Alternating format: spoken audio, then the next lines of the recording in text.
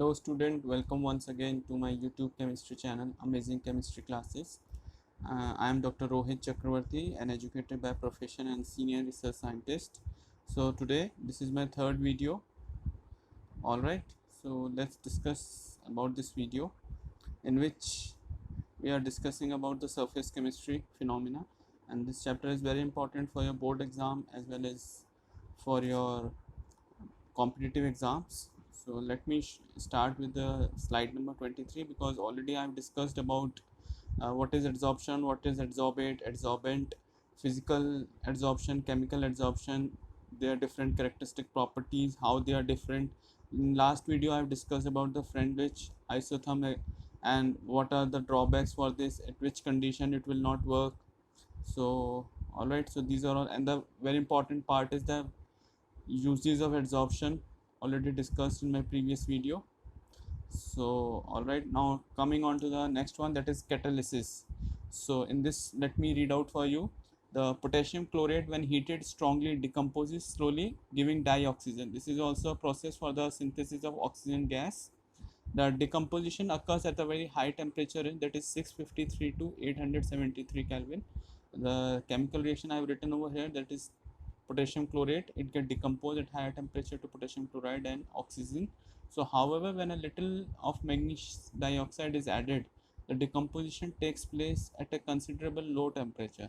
So बच्चों, focus करने की बात क्या है इसमें जो आपको समझना है, what is important, that I have written initially that without catalyst is very high temperature is required, that is very huge amount of energy is required. However, very small amount of catalysts, when it gets added, you can see there's a huge difference in the temperature. So this is the importance of catalyst, and it is done through adsorption process only. So this is the importance in which I have written.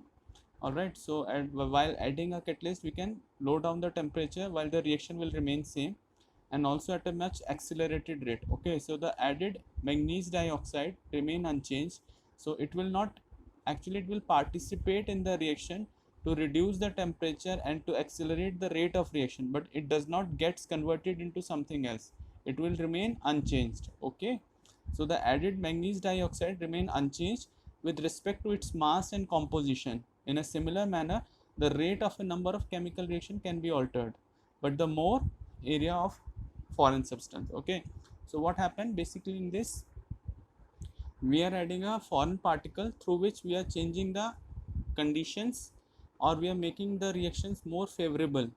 Okay, because at higher temperature more energy is required, but at lower temperature, oh so sorry, in this slide I have written, but the chemical reaction slightly, बच्चों थोड़ा सा समझ लेना, इसमें N2 plus H2 gives you ammonia molecule. Okay, so in this, promoters and poisons. So how catalysts act as a promoter as well as poisons.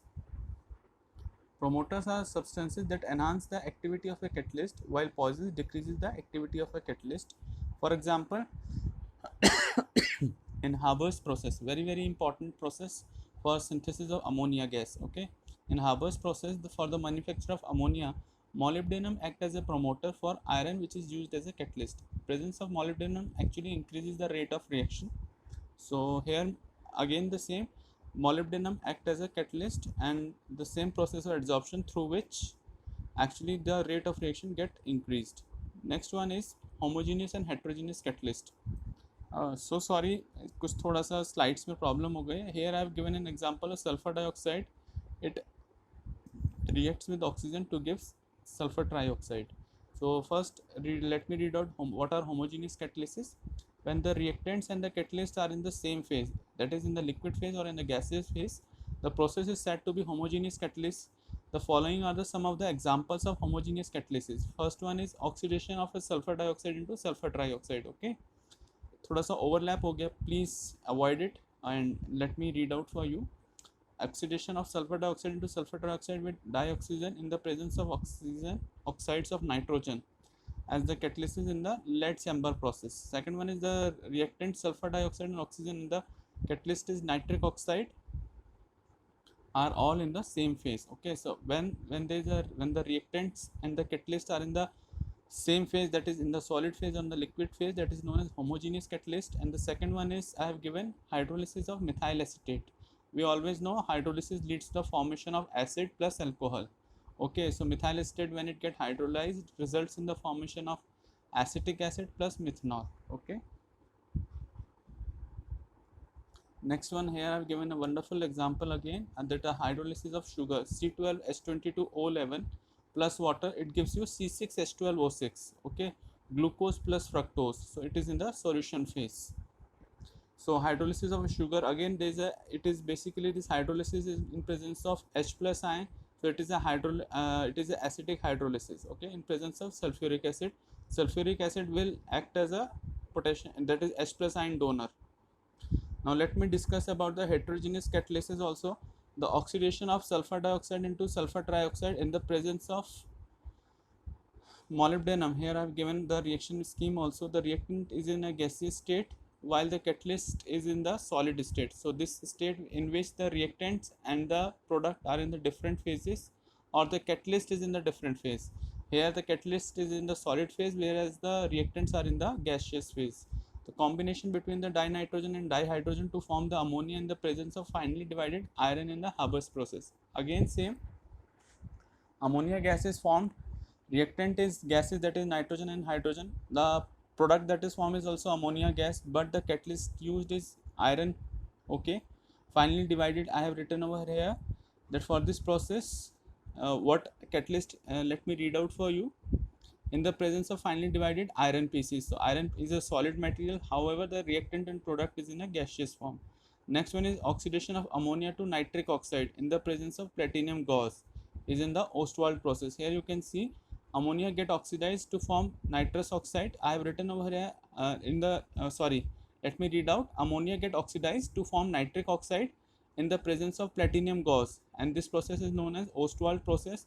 The reactant are in the gaseous state while the catalyst is in the solid state. So these are various examples of heterogeneous catalyst. Okay, then I have given one more example, that is hydrogenation of vegetable oil in the presence of finely divided nickel as a catalyst. So one of the reactant is in the liquid stage and the other in the gaseous state, while the catalyst is in the solid state. So basically what you need to understand, that in this what happened in heterogeneous catalysis, all the three, that is that the starting material, product and the catalyst, all the three are in the different phases. Now this one is about the adsorption theory of heterogeneous catalyst. The mechanism involves 5 steps. It actually involves the five steps. First is the diffusion of the reactant on the surface of the catalyst. So what happened, the reactant get diffused on the surface of the catalyst. Second is the adsorption of reactant molecule on the surface of the catalyst. All right. Third one is the occurrence of a chemical reaction on the catalyst surface through the formation of an intermediate. Okay. Fourth one is the desorption of the reaction product from the catalyst surface, and thereby making the surface available sugar, making it available again for more reaction to occur. So what I have written, बच्चों थोड़ा सा समझने की बात है, desorption of reaction products from the catalyst surface and thereby making the surface available again for the more reaction to occur. पहले absorb हुई, then reaction हो गया, then again what happen, there will be a chemical reaction, तो reaction होकर जो product बन गया, but what happen again इसमें क्या होता है, जो सरफेस है, सरफेस पे से जो बचे हुए थोड़े से एड्जॉर्बेड मॉलिक्यूल्स थे वो डिजॉर्ब हो गए, मतलब वो रिमूव हो गए, वेपराइज हो गए, तो for surface again became clean, so again more adsorbed can absorb and more reaction will happen. Okay, so the diffusion of reaction products away from the catalyst surface. The surface of the catalyst, unlike the inner part of the bulk, has free valencies which provide the seat for the chemical forces of attraction. When gas come in contact with such a surface, its molecules are held up there due to the loose chemical combination. If different molecules are absorbed side by side, they may react with each other, resulting in the formation of a new molecule. Okay, so they may react with each other, thus formed molecules may evaporate, leaving the surface for the fresh reactant molecules. So these 5 points are very important. Please take a snapshot of it, and you guys please watch this video. Very important 5 points for the adsorption theory of heterogeneous catalysts. Okay, moving on to the solid catalyst activity. The activity of a catalyst depends on the strength of the chemisorption to a large extent. The reactant must get adsorbed reasonably strong to the catalyst to become active. However, they must not get adsorbed so strongly that they are immobilized and other reactants are left with no space on the catalyst surface for the adsorption. It has been found that for hydrogenation, already discussed about the hydrogenation reaction in my previous videos also. The catalytic activity increases from the group number 5 to group number 11. Metal with maximum activity being shown by the group number 7 to 9 elements of the periodic table. Okay. Next one is the selectivity. Already told you that catalysts are highly selective. So the selectivity of a catalyst is its ability to direct a reaction to yield a particular product selectively when under the same reaction condition. Many products are possible selectively of different catalysts for same reactants is different. For example, starting with hydrogen and carbon monoxide and using different catalysts, we get different products like methanol and methanol. Methanol is SCHO, that is formaldehyde. Methanol is alcohol. A catalyst is highly selective in nature. As a result of a substance which acts as a catalyst in one reaction may fail to catalyze the another reaction. All right. Now, very important video, बच्चों, very important, zeolite, a very important catalyst, shape selective catalyst. The catalytic reaction that depends on the pore surface, a pore structure of the catalyst and the size of the reactant, and the product molecule is shape selective catalyst. Okay, here I have given an example of zeolite are good shape selective catalyst because of their different shapes. Okay, you can see in these slides. All right. So what I have written, let me read out for you. There are microporous aluminum silicates with three-dimensional network of silicate in which some silicon atoms are replaced by aluminum atoms, giving aluminum OSI. So here you can see there is a bond between SiO and aluminum framework. The reaction taking place in zeolite depend upon the size and the shape of the reactant and the product molecule, as well as upon the pores of the and the cavities of the zeolite. Let me go back. Here you can see there's a cavities. Okay, because of which what happened, there is a space between these atom molecules between the catalyst. So what I have written over here, the reaction taking place in zeolite deprived upon the size and the shape of the reactant and the product molecules, as well as upon the pores and the cavities of the zeolite. They are found in nature as well as synthesized for chemical selectivity. So this is the chemical structure actually, and they are widely used in the petroleum industries for the cracking hydrocarbon. Okay, so you need to remember this, the importance and the use of zeolite. Okay. Next one is the characteristic of enzyme catalysis. They are highly efficient, highly specific, highly active under optimum temperature, and they are highly active under optimum pH. For very important to remember that there are certain reactions which are actually performed in the presence of enzyme, and enzyme play a very crucial role. But very important point is that at a certain pH value is very important. If it is slightly higher or lower, whether it is normally pH range has to be 8 to 9. So in case if it is lower than 8 or it is above 9, so it goes towards acidity or basicity, then these enzymes will not work. So they will work actually at a very particular pH, and increasing activity in presence of activators and coenzymes, and the influence of inhibitor are as in poisons. Let me read out this one, that is the mechanism of enzyme catalysis. There are a number of cavities present on the surface of colloidal particles of enzymes.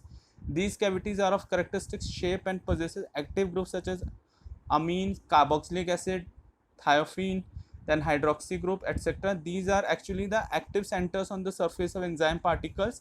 The molecules of the reactant which have complementary shape fit into these cavities just like a key fits into lock. Okay, so this is known as key and lock process. On account of the presence of active group, an activated complex is formed which then decomposes to yield the product. Thus, the enzyme catalyzed reaction may be considered to proceed in two steps. There are two steps basically. In the first step, there is a binding of enzyme to substrate to form an activated complex, that is enzyme plus substrate is equal to enzyme substrate complex. And the second one is the decomposition of the activated complex to form the product. So this slide is all about how there is a complexation formation between enzyme and substrate and how there is a formation of a product. So this is again a very important topic, that is colloid. Okay, a colloid is a heterogeneous system in which one substance is dispersed as a very fine particles in another substance called dispersion medium. The particle size in colloid range from 1 to 1000 nanometer. In colloids, the dispersed phase may consist of particles of a single macromolecule such as protein or synthetic polymer, or an aggregate of many atoms, ions or molecules. So the colloidal particles are larger than the simple molecule but small enough to remain suspended. Now the classification of colloids. In this slide I have discussed about the classification. So the colloids are classified on the basis of their following criteria. First one is the physical state of dispersed phase in a dispersion medium. Second one is the nature of the interaction between dispersed phase and a dispersion medium, and the third one is the type of particles of the dispersed phase. बच्चों let me tell you, I am doing very hard work for you. बहुत hard work करना पड़ता है, सुबह उठ के पढ़ना पड़ता है आप लोगों के लिए, and I have been doing lot of hard work for you guys. And actually I requesting you, please do watch my videos, please give thumbs up, share my videos and subscribe my channel. All